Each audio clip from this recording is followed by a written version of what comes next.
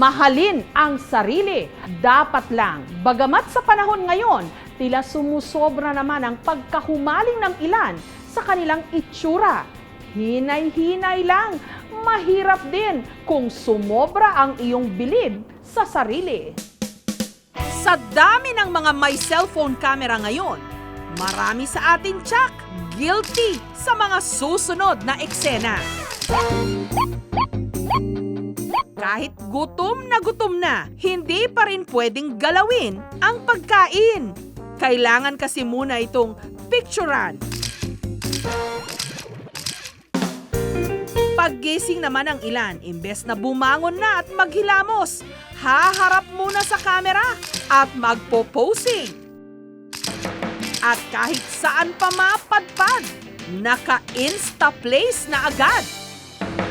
Pwede mo kasi itong gawin sa pamamagitan ng Instagram, ang photo sharing app o application sa social media. Ito raw ang mukhang uso ngayon, selfie. Salitang pang-internet na ang ibig sabihin, pagkuha ng sariling litrato na para bang humaling ka sa iyong sarili. Dito sa Pilipinas, meron din tayong celebrities na tila adik sa kaka-selfie, katulad ni Maxine Magalona. Pagdating sa taping, tapos ang tagal nag-aantay, walang nangyayari, or like when you're waiting for your turn, you tend to, play with your camera, tapos you take pictures of yourself, check mo rin yung itsura mo, kung okay ka pa ba, kung fresh ka pa ba, anong oras na, di ba? Ganon. Sa pamagitan daw kasi ng kanyang selfie pictures, na-update niya ang kanyang followers.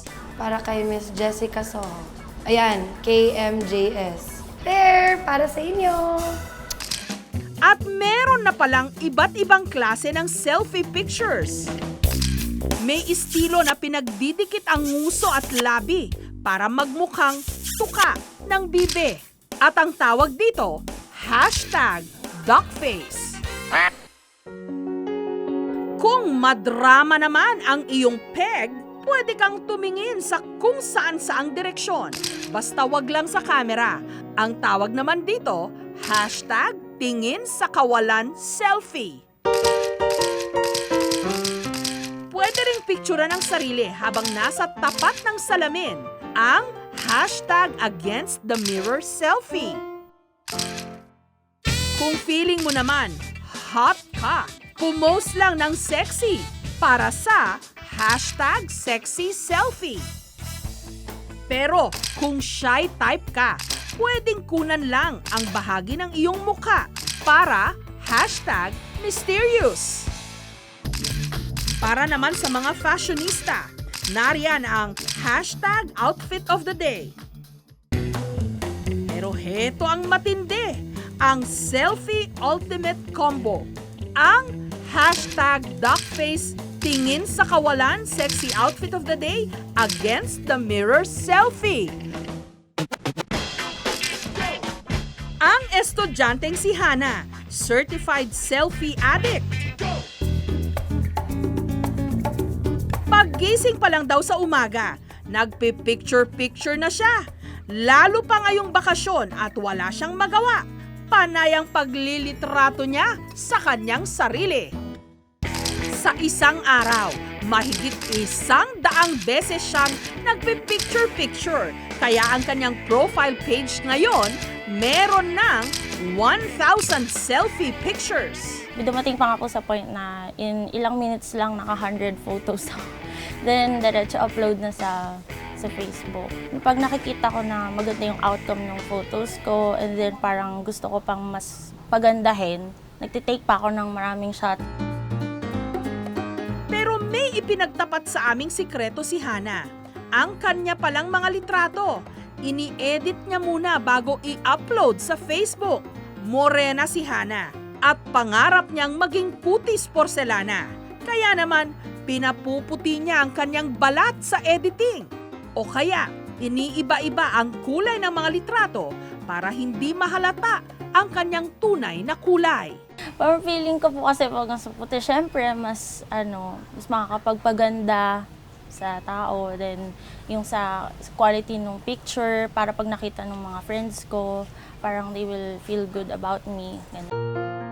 Sa likod ng kanyang mga ngiti, meron daw siyang dinadalang kalungkutan. Marami raw kasing naiinis sa mga ipinupost niyang selfie picture. And then, marami ding tao na parang nafe-feel ko na hindi rin nila ako na-accept. So, siguro isa na din yung way, yung pagpo-post ka ng pictures na para makita nila ako, na gano'n, na ma-appreciate din. Pagla-like lang nila or pagko-comment, parang na-encourage ako. Ayon sa isang pag-aaral sa Amerika, ang pag-ani ng maraming likes at komento sa picture ang ginagawang basehan ng ilang mga kabataan ngayon para malaman kung tanggap nga ba sila ng publiko.